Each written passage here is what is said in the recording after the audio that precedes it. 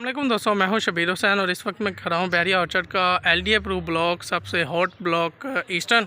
और यहां पर मेरे पास एक 1.33 मरला की कमर्शियल प्लॉट है फॉर सेल।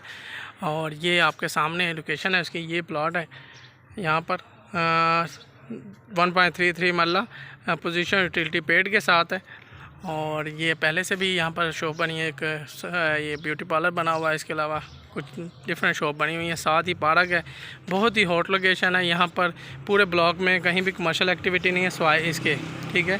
तो ये काफ़ी अच्छा फ़ायदा दे रहा है जो भी यहाँ पर बैठे हुए हैं। अगर आप यहाँ पर इंटरेस्टेड हैं ईस्टर्न ब्लॉक में एक छोटी सी कमर्शियल प्लाज़ा बनाने में, तो ये इस वक्त अवेलेबल है मेरे पास commercial plot for sale eastern block. ये आपके सामने घर हैं 5-5 मरला के यहाँ पर। और पूरा ईस्टर्न ब्लॉक इस वक्त कंस्ट्रक्टेड है। यहाँ पर बहुत कम प्लॉट फॉर सेल है, तो उनमें से एक ये भी है कमर्शियल शॉप 1.33 मरला। किसी भाई ने लेनी हो तो डायरेक्ट कॉन्टैक्ट करें। Thank you.